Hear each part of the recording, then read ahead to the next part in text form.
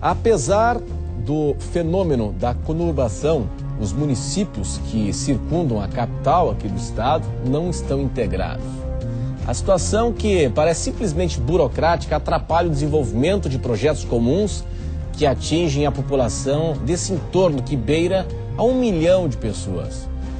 Mas o que é a criação oficial da região metropolitana, que foi discutida hoje aqui em audiência pública na Assembleia, audiência pública tratando da região metropolitana da Grande Florianópolis, o que essa região pode trazer de benefícios para o cidadão? Por exemplo, infraestrutura. Irá melhorar com a região metropolitana a oferta de serviços como a segurança pública, o saneamento básico, o recolhimento de lixo, o transporte coletivo. Mas nós temos, em meio a isso, as secretarias de desenvolvimento regional. Aqui na nossa região, nós temos em São José, na estrutura do estado, a Secretaria de Desenvolvimento Regional em São José. Temos ainda a Associação de Municípios da nossa região metropolitana. Qual o papel da região metropolitana que está sendo criada aqui em Florianópolis? É o nosso assunto a partir de agora no Conversas Cruzadas desta noite.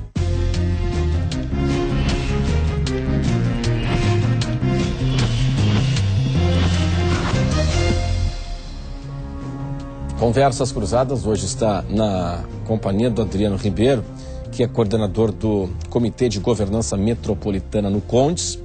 Também aqui conosco o empresário Marcos Souza, presidente da Enfo CDL São José, presidente do Condes, que é o Conselho Metropolitano para o Desenvolvimento da Grande Florianópolis. E ainda recebemos o deputado estadual Renato Henning, que foi secretário do Desenvolvimento Regional aqui na Grande Florianópolis. Senhores, obrigado pela atenção, pela presença de todos hoje aqui conosco no Conversas Cruzadas, que está no ar em nome de Incêndio em defesa do profissional da engenharia sempre, Residencial San Jean, o começo da sua nova história, o empreendimento RDO no Cobrasol. Sebrae, soluções para a sua empresa acontecer. Quevedo Ótica, 25 anos de tradição em Santa Catarina. A Ibagi chegou no Cobrasol e em Palhoça. Ibagi, sempre o lugar certo. Pensou Móveis, pensou Queires, a número 1. Presidente, quero começar com o senhor, né? Nós conversamos hoje na CBN Diário, antes da audiência, do debate, da audiência pública tratando da região metropolitana. Conversamos de manhã na CBN. O senhor já participou do debate. Como é que foi na Assembleia hoje? Boa noite. Boa noite, Renato. Boa noite ao Adriano. Boa noite, deputado Renato. Nossos parceiros aí de luta nessa questão da região metropolitana.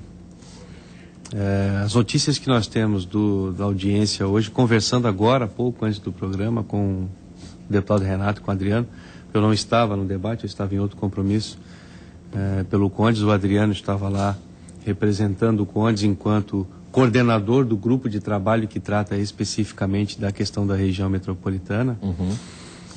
Um debate salutar, importante, né, envolvendo outras lideranças políticas e também outras lideranças empresariais da região. Nós já temos essa questão da região metropolitana muito bem consolidada, principalmente em Florianópolis, São José, Palhoça e Biguaçu. Fisicamente, né? Enfrentando problemas e desafios para o futuro que são conjuntos. Inexoravelmente não há outra forma de pensar senão em problemas conjuntos. Para dar um exemplo bem simples, a questão da segurança pública. Conversando com profissionais da área de segurança pública, da Polícia Militar, por exemplo, é público e notório que quando se tem uma pressão sobre a marginalidade em determinado ponto de Florianópolis, isso pode ecoar em aumento de criminalidade em algum ponto de São José. Isso pode acontecer entre São José e Palhoça. Há uma migração do crime. Há uma migração do crime. Se você vê, por exemplo, a questão do transporte público, né, não se pode mais pensar só em Florianópolis ou só em São José. Você precisa integrar essa região. Até mesmo dentro dos municípios nós temos essa dificuldade. Eu já tive a oportunidade de citar isso outras vezes. Em São José, por exemplo, para você se deslocar com o transporte público da Avenida Leoberto Leal, que é um centro de comércio, até Cobrasol e Campinas... Tem que vir para a ilha. Tem que vir na ilha. Absurdo. Você vem de Palhoça, precisa ir para São José, vem na ilha para voltar. Todos os ônibus hoje que vêm intermunicipais vêm ao centro de Florianópolis para depois voltar para Palhoça, Biguaçu, São José. Com todo respeito a quem pensou isso até agora, está tudo errado. Se nós queremos pensar num futuro sustentável, numa questão que privilegia, que tanto se discute aí em mobilidade, que mobilidade também não é só transporte, é uma série de outras questões, mas principalmente transporte, é preciso pensar coletivamente, é preciso pensar enquanto região metropolitana. São José e Florianópolis, quem vem de fora já não sabe mais onde é que é a divisa. Sim. Onde é que está São José, onde é que está Florianópolis. Então esses problemas conjuntos nos fazem crer de que a região metropolitana, através desse projeto, é um passo importantíssimo, claro que vai carecer ainda de algumas regulamentações e de amadurecimento por parte do poder público, enquanto gestor do processo, mas é sem dúvida nenhuma um avanço importante para toda a região e para toda a sociedade. Adriano, o seguinte, quem participou da audiência pública hoje, por exemplo, os prefeitos ou representantes dos prefeitos da nossa região metropolitana compareceram? Boa noite. Boa noite, me sinto muito à vontade, juntamente com meus colegas administradores, Marcos, bem lembrado. Toda respeito ao jornalista, é uma mesa de administradores, que nos falta tanto na gestão pública, que é a qualificação. E nesse encontro, Renato, a gente até é bom noticiar uns bons ventos, que o Conselho Regional de Administração criou a Câmara de Gestão Pública. O presidente Antônio Carlos, juntamente com o vice Evandro, delegou ao conselheiro Delmar Cacias essa responsabilidade. E nós, com certeza, vamos aos anseios da gestão pública através dessa Câmara. A participação dos prefeitos não me surpreende, Renato. Em nenhum momento. Não participaram? Não foram? Não foram. Nenhum foi? Não foi. Não me surpreende que eles nunca participaram. E vou além. Eu aqui faço um desafio, não de UFC, que eu não gosto de luta, mas queria conversar com os vereadores sobre região metropolitana. Queria chamar um vereador de cada município, deputado Renato, e viesse discutir aqui os eixos temáticos de uma região metropolitana.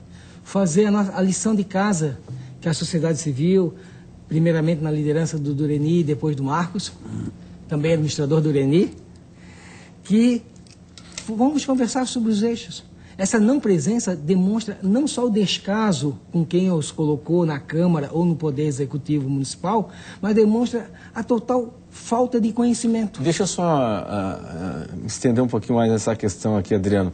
Os prefeitos não foram. E o senhor diz mais, que eles nunca foram. E nem mandaram representantes. Não mandaram representantes. Exato. E nenhum vereador também dos municípios compareceu? O vereador faz um representante, hoje teve presente um. O vereador Lino, o vereador Lino participa. De Florianópolis. Participa. Em outros momentos não. E quando eu já tive a oportunidade de conversar com vários vereadores da região metropolitana, é que eles desconhecem a matéria. Sim. Qual foi a proposta que a gente está tentando seguir, botar isso na nossa pauta até do Conselho Metropolitano, é reuniões com as câmaras de vereadores, através das associações comerciais, para fazer o beabá. É realmente botar no quadro e dizer o seguinte, a região metropolitana significa isso. Sim, pois é, a gente vai explicar isso para o nosso telespectador. O senhor gostaria de completar? Sim, porque tanto eles não sabem, Renato, porque consórcio público é uma coisa tão simples, que a gente já conversou várias vezes. Sim. Nosso estado é de uma fraqueza absurda. Tu vê que cada município compra remédios de forma isolada. E podia fazer um consórcio para compra de remédios. Coisa simples. Tu imagina... Conseguir menor preço. Então, para você ver, é fragilidade da gestão pública. Então, quando nós não tivermos esse sentido, essa sintonia que ocorreu com a Assembleia Legislativa, não é porque o deputado Renato está aqui, o que a sociedade fez civil, através do Conselho Metropolitano, foi interagir com o Poder Legislativo Estadual, que foi receptivo, não só o deputado Renato, aqui posso citar o deputado Rendo, o deputado Quinal, o deputado Zé Mil, vários foram receptivos, porque também estão se acostumando a ter alguém, literalmente, no cangote para poder discutir assuntos importantes. Então, houve uma qualificação do debate na Assembleia Legislativa. Eu acredito que também foi um aprendizado para a própria Assembleia, Renato, esse momento de aprendizado coletivo para um objetivo maior, que é realmente a estruturação da região metropolitana, que vem passando por momentos tenebrosos na Grande Florianópolis. Sim, né, e que isso a gente é visível, né? Bom, nós vamos explicar em instantes como é que é a proposta, né, de funcionamento da região metropolitana, deputado, até porque há uma descrença, né, eu falo de uma forma geral do brasileiro, isso é mundial, né, o cidadão, ele não se envolvendo muito com a política, né, uma descrença na política. E até tem observado nas pesquisas já prévias de eleições pelo centro do país, me chama a atenção que o percentual daqueles que optariam hoje por votos brancos ou nulos, ele é maior do que não sabe ou não decidiu. Quer dizer, isso aponta que as pessoas não estão acreditando no processo. Não é nem desconhecimento dos candidatos, não estão acreditando no processo, é uma descrença com relação à classe política. Deputado, e passo uma ideia, já escutei também, conversei hoje sobre isso com o presidente Marcos, de que, de repente vão criar mais um cabide de emprego. Não é cabide de emprego. Boa noite. Bem, boa noite, Renato, boa noite, telespectadores, boa noite, Marcos, Adriano.